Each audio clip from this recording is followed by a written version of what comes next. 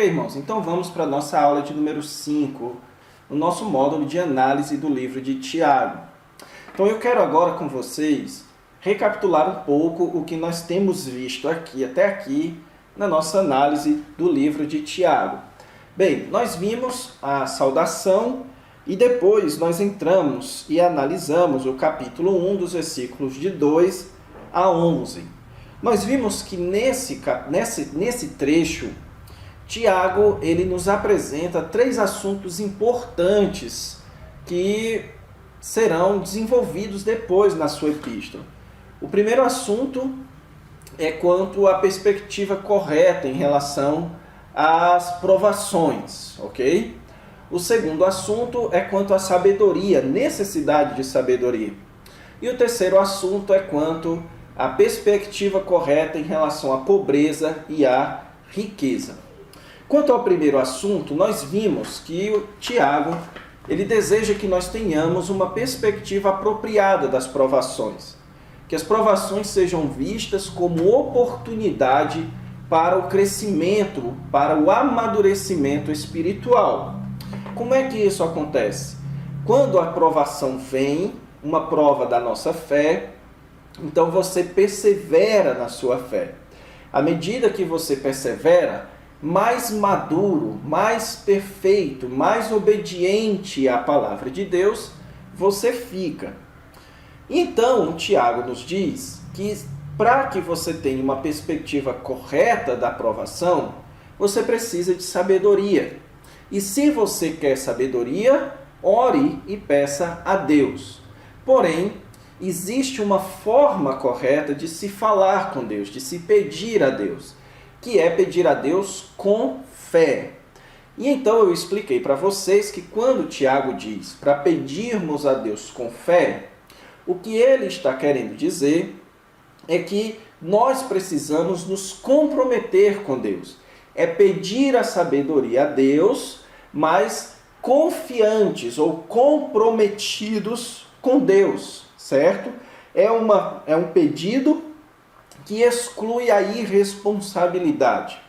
Isso é visto no paralelo. Então, o paralelo é com aquela pessoa que não é comprometida com Deus. Ela, na verdade, é comprometida com as circunstâncias. Ela é uma pessoa que guia a sua conduta à luz das circunstâncias.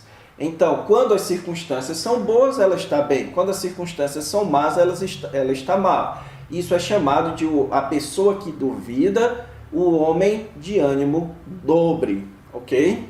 Então, Tiago ele entra no versículo 9 em mais uma outra forma de você saber encarar bem as provações. Agora ele lida aqui com as provações específicas daquela época, que era a provação em relação à pobreza e à riqueza.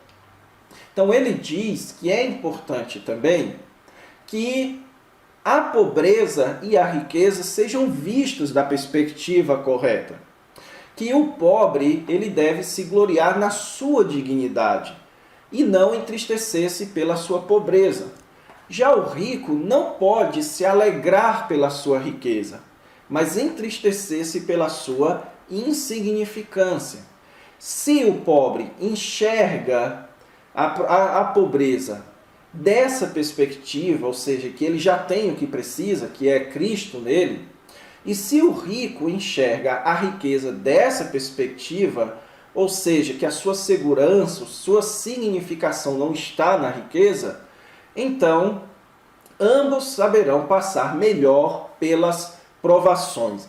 Ambos tipos de crentes, ricos e pobres, saberão enfrentar melhor as provações, ok? Então, foi isso que a gente viu nas duas últimas aulas. Agora eu quero com vocês entrar no capítulo 2, no capítulo 1, e nós veremos dos versículos 12 até o 18, ok? Onde Tiago vai falar agora a respeito da cobiça. Então vamos lá. Ok, irmãos, então vamos retomar aqui a nossa análise da sessão, o esboço da sessão. Então nós já vimos a saudação, Então entramos na segunda parte, que é construindo a maturidade cristã, que vai do capítulo 1, versículos de 2 ao 27. Depois, então, nós vimos nas duas últimas aulas as provações e tentações, capítulo 1, dos versículos de 2 a 11, certo? Depois, agora, tem a sessão a respeito da cobiça, capítulo 1, de 12 a 18, e então a verdadeira religião, no capítulo 1, de 19 a 27. Como eu disse a vocês, na nossa aula de agora, nós veremos essa sessão B, que lida a respeito da cobiça, que vai do capítulo 1, de 12 a 18. Bem, esse é o texto que nós temos diante de nós, certo? Aqui de 12 a 15 e depois de 15 ou de 16 a 18. O versículo 12, irmãos, ele começa com uma bem-aventurança, o que é mais uma evidência da forte relação que o livro de Tiago tem com as palavras de Jesus, especialmente expressas que no Evangelho, certo? Nós sabemos pelo Sermão do Monte que Jesus gostava de dizer bem-aventurado o homem. Então Tiago faz isso também. Bem-aventurado o homem que suporta com perseverança a provação. Então, aqui, irmãos, Tiago está retomando o que ele começou lá no versículo 2, que é a perspectiva correta da provação. Ele agora está dizendo que a pessoa que passa pela provação deve se achar alguém bem-aventurada, desde que suporte a provação com perseverança. Ou seja, a aprovação, ela é uma bênção quando você reage a ela com perseverança. Isso por quê? Porque depois que você é aprovado, então você passa pela prova, e depois que você é aprovado, você receberá a coroa da vida. Coroa da vida, irmãos, é uma das recompensas mais citadas no Novo Testamento para os cristãos. Você tem o apóstolo Paulo referindo-se a ela em 2 Timóteo capítulo 4, versículo 8, certo? A coroa era uma imagem de recompensa naquela época, porém eram as famosas coroas de louros, aquelas coroas que eram dadas aos vencedores dos jogos. A coroa que é oferecida por Deus aos cristãos que perseveram é a coroa da vida. É a vida em si mesmo, certo? E não é apenas um vencedor. Veja que o texto diz, certo? Que o Senhor prometeu aos que o amam. Então a coroa da vida não é dada apenas a um vencedor. Não existe competição. A coroa da vida é dada a todos aqueles que amam a Deus. Então, a perspectiva de que você ama a Deus faz com que você veja com muito bons olhos a ideia de ser recompensado por Deus. Então, quando você pensa na recompensa, isso também modifica a sua visão das provações. Lá em 2 Coríntios capítulo 4, o apóstolo Paulo, ele fala algo muito parecido com o que Tiago está falando aqui. Ele diz o seguinte, que a nossa leve e momentânea tribulação produz para nós eterno peso de glória, não atentando nós nas coisas que se veem, mas nas que se não veem, porque as coisas que se veem são temporais, as que se não veem são eternas. Então, o ponto de Tiago e o ponto do apóstolo Paulo, irmãos, é nos mostrar que a perspectiva correta da provação é quando você encara ela escatologicamente. É quando você encara ela não diante do fato de que um dia você vai morrer e você precisa ter os dias mais felizes nesta terra.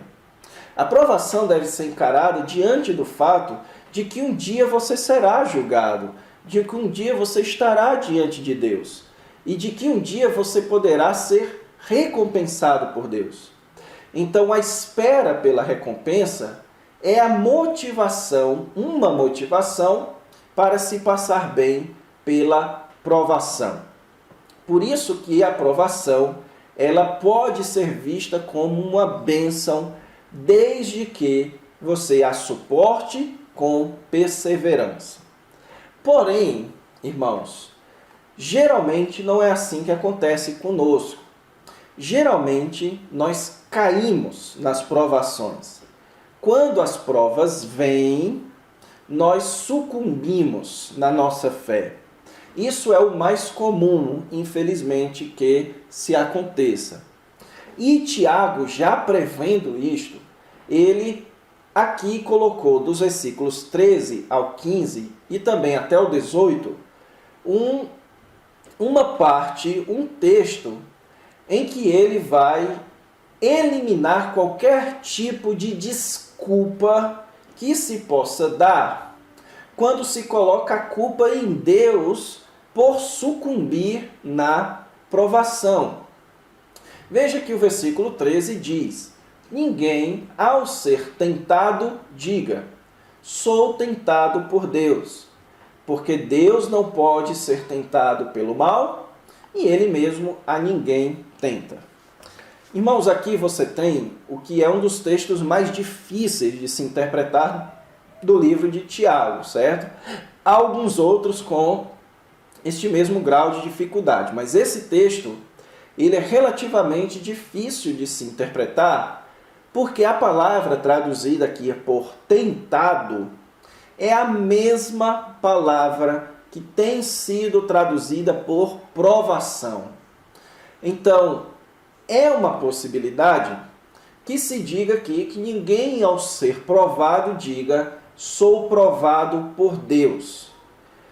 Porque Deus não pode ser provado pelo mal e Ele mesmo a ninguém prova. Então, essa tradução seria perfeitamente possível. Por que então, a maioria dos tradutores optam pela opção tentar? Por conta do final do versículo 13, quando diz que Deus não prova a ninguém, certo? Isso entraria em contradição com muitos outros textos bíblicos, certo? Com o próprio texto de Tiago, quando nos diz que nós devemos ver com alegria o passar por provações, certo? Então, a ideia aqui, e nós sabemos pela palavra de Deus, que Deus sim, Deus nos prova, e Deus é quem nos aprova. Versículo 12 diz isso, depois de ter sido aprovado. Então, só quem aprova é quem oferece uma prova. Então, o texto aqui não pode estar se referindo mais à mesma provação que estava se referindo dos versículos 2 até o 12, certo? Aqui você tem, então, a seguinte ideia. A ideia aqui, irmãos, é de quando você sucumbe ou quando você peca. Quando a provação envolve o teste de pecado, ok? Então a ideia aqui é a seguinte: quando você está sendo provado, ok? Isso pode colocar você numa situação em que você vai pecar ou não. Só que essa situação de pecar ou não, isso se chama tentação. A provação é algo que testa a nossa fé, ok?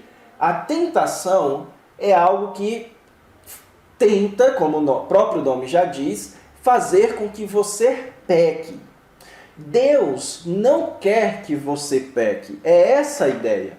Por isso que as provações não são tentações.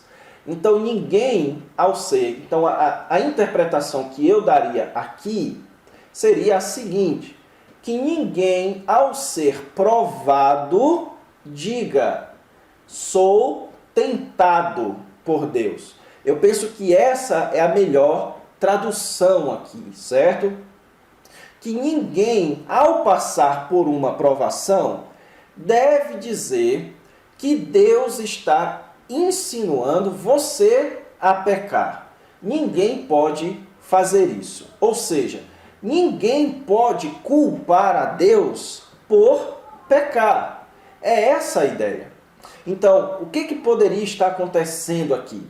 As pessoas estavam passando, por exemplo, pela pobreza, e então elas sucumbiam e acabavam pecando e diziam, eu pequei porque Deus me provocou, certo? Não, o que Tiago está dizendo é o quê? Deus nos coloca em provações, mas Deus não quer que você peque.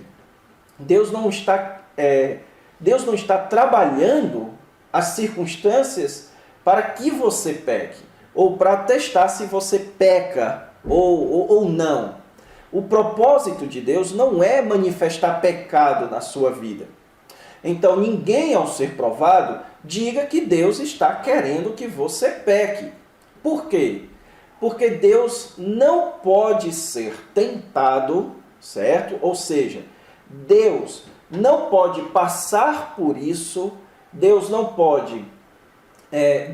é uma pessoa cujo pecado o atrai e ele mesmo a ninguém tenta. Ou seja, Deus não é alguém que provoca as pessoas a pecar. É essa a ideia, certo? Então ninguém, quando é provado, diga que Deus está tentando ela a pecar. Porque nem Deus é tentado, mas ele também não tenta a ninguém. Então, de onde vem esse desejo de pecar diante das provações? Vem da sua própria cobiça. E a escolha aqui da palavra cobiça, irmãos, é muito pertinente à luz do contexto, certo? Então, o contexto aqui é de pobreza e riqueza. Então, existe a cobiça, que é o desejo de ter o que é do outro. Então, cada um é tentado pela cobiça. Então, o que nos provoca, irmãos, a pecar não é Deus. O que nos provoca a pecar não são as circunstâncias. Não é a provação. É esse o ponto aqui de Tiago. As circunstâncias não nos provocam a pecar. O que nos provoca a pecar é o que está dentro de nós. É a nossa própria cobiça. E ele, então, descreve a imagem da cobiça na imagem de uma prostituta, quando esta o atrai e seduz. Então, a cobiça é algo sedutor, é algo atraente. Então, o que faz com que você tenha o desejo de pecar é a atração que a cobiça faz dentro de você. É quando a cobiça faz com que você enxergue algo pecaminoso de forma atraente e sedutora. Então, a cobiça é algo sedutor. É algo que quando você tem, é algo que quando você olha, você deseja indevidamente. E aí começa um círculo. Quando você concebe a cobiça dentro de você, ou seja, quando você aceita, e agora a imagem aqui é de um filho, certo? Então, é como se fosse uma prostituta a cobiça. Uma vez que você atrai ou é atraído pela cobiça, Então ela é concebida agora como um filho, certo? Uma aberração, filho de aberração. Então a cobiça, ela é concebida e depois ela dá à luz ao pecado.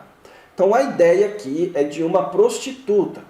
Ela lhe atrai, você se relaciona com ela e então ela concebe um filho seu e dá à luz a este filho.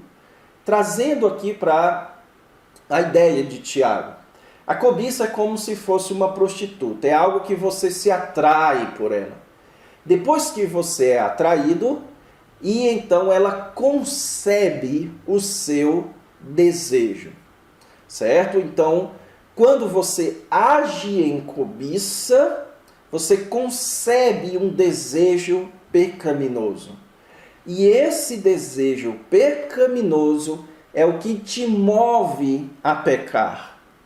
Então, nós pecamos porque nós desejamos pecar. Nós não pecamos porque as circunstâncias nos fizeram pecar. Nós não pecamos porque o diabo nos fez pecar. E nós não pecamos, além de tudo isso e acima de tudo isso, porque Deus nos fez pecar. Nós pecamos porque nós queremos pecar. E uma vez que você peca, isso gera a morte, ok? Mostrando aqui a consequência mais grave e cabal do pecado. Então veja o que é que Tiago está fazendo aqui. Ele está colocando agora o sucumbir na tentação na perspectiva correta. Não diga que você caiu na tentação ou na provação por culpa de Deus. Não diga que a provação é uma tentativa de Deus fazer com que você peque. Por quê? Porque nós pecamos por causa da nossa cobiça e não por causa das situações ou das circunstâncias. Irmãos, dando um exemplo prático aqui, certo? Então imagine que você está aqui na igreja e você descobre que todos os irmãos da igreja estão muito bem empregados. Então você não consegue arranjar um emprego.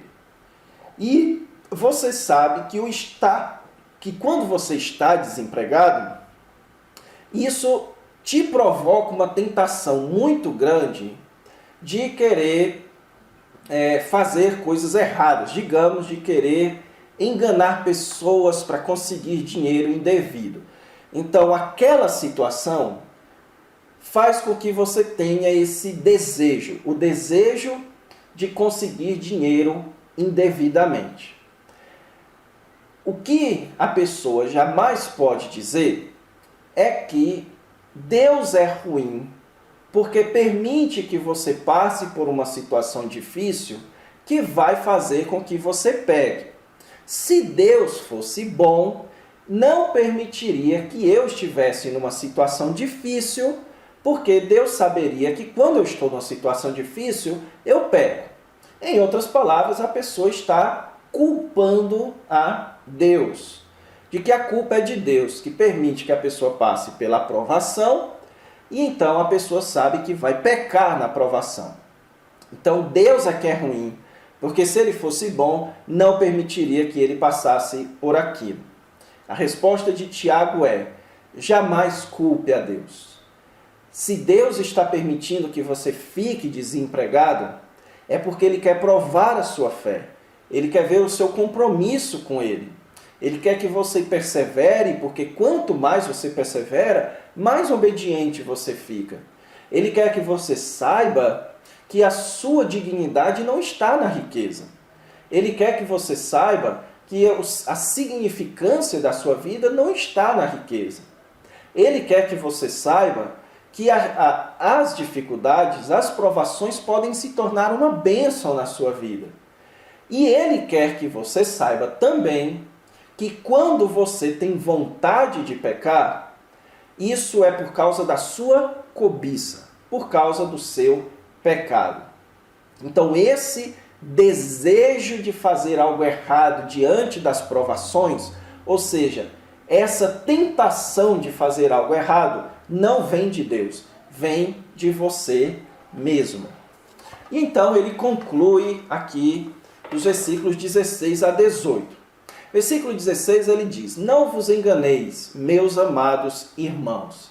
Irmãos, essa expressãozinha aqui, meus amados irmãos, isso daqui é um marcador textual. O que é um marcador textual? É quando um escritor utiliza uma expressão ou uma palavra para marcar que ele está progredindo no raciocínio. O principal marcador no livro de Tiago é essa expressão, meus amados irmãos, ou meus irmãos. Isso significa que ele vai avançar no seu raciocínio. E qual é o avanço que ele vai fazer aqui? Ele vai fazer o avanço agora a respeito da perspectiva correta do papel de Deus nas provações. Então, não ache que o papel de Deus na provação é fazer com que você peque. Não se engane. Deus não é alguém que deseja o nosso mal. É impossível que Deus nos faça pecar, certo? Isso nós estamos falando aqui em termos de crentes, certo, irmãos? Porque o Novo Testamento, o Antigo Testamento nos mostra que Deus faz sim coisas para provocar as pessoas a continuarem pecando, como um ato de juízo sobre eles. Mas aqueles que foram salvos não recebem isso da parte de Deus. O que então aqueles que foram salvos recebem? Eles recebem toda boa dádiva e todo dom perfeito são lá do alto. Dádiva, irmãos, é um presente. E o que é este bom presente? Pelo contexto, é a sabedoria. É algo que Deus nos dá, ok? Então, toda boa dádiva, toda sabedoria necessária para passar pelas provações e todo dom perfeito, ou seja, toda virtude que nos torna pessoas obedientes a Ele, vem do próprio Pai, descendo do Pai das luzes, em quem não pode existir variação ou sombra de mudanças. Então, ao contrário dos homens, que variam de acordo com as circunstâncias, Deus não é assim. Deus não varia, Deus não muda, Deus não muda a sua forma de pensar à luz das circunstâncias. Deus é sempre o Pai. Deus é sempre o Pai das luzes, e aqui é uma referência à criação, certo? Ao sol, à lua. Deus é aquele que produz a luz. Deus é o Criador. É essa a ideia. O Pai das luzes Deus é o Criador. Então tudo vem do Criador. E do Criador só vem coisas boas sobre nós. Especialmente o nosso novo nascimento. Versículo 18. Pois segundo o seu querer, Ele nos gerou. Então a maior bênção vindo de Deus é a geração, é a regeneração. É a nossa vida eterna, é a vida espiritual que vem por meio do Evangelho, pela palavra da verdade. E Deus então nos regenerou por meio do Evangelho para que fôssemos como que primícias das suas criaturas, ou seja, as primícias da sua nova criação. Deus é o Criador e Ele está criando agora uma outra criação. Deus já está na história produzindo uma nova criação com novas criaturas. E Ele deseja que nós participemos disso. Ele nos gerou para que nós participemos disso. Ok? Então, aqui você tem a perspectiva correta do papel de Deus na provação. Entenda que Deus não é quem quer que você peque, pelo contrário, Deus te dá o que você precisa para não pecar. E em segundo lugar, Deus já te deu aquilo que você mais precisa, que é a salvação da sua alma, certo? Então, vamos parar a nossa análise por aqui. Na verdade, vamos só dar uma olhadinha em 3 aplicações práticas. A primeira, precisamos aprender a viver à luz da vida eterna e não da vida presente. Então, esse texto nos instrui, irmãos, a não olharmos a nossa vida na perspectiva da nossa morte. Haverá uma recompensa, haverá uma nova criação. Isso faz com que você veja as provações e as dificuldades de uma perspectiva positiva. A nossa leve e momentânea tribulação produz glória futura. Segundo, Deus prova a nossa fé, mas jamais é o causador do nosso pecado. Deus nos coloca, sim, em situações de prova da nossa fé. Mas, dentro dessas situações, nós nos sentimos tentados a pecar. Deus prova a nossa fé, mas a tentação para pecar é do nosso pecado. Deus é a fonte de escape para as nossas dificuldades.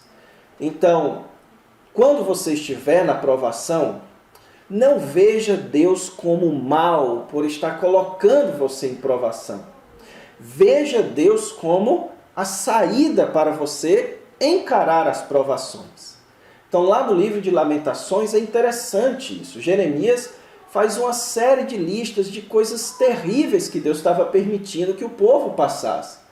Mas o que é que ele faria? Ele disse: quero trazer à memória aquilo que me dá esperança. Então é isso que nós precisamos. Quando estivermos passando por provação, não pense que Deus é mau por estar permitindo isso. Mas lembre-se de Deus como a fonte de escape para as dificuldades, ok? Então vamos parar por aqui. Na próxima aula nós vamos avançar na nossa análise do capítulo 1. Fiquem com Deus. Até a próxima aula.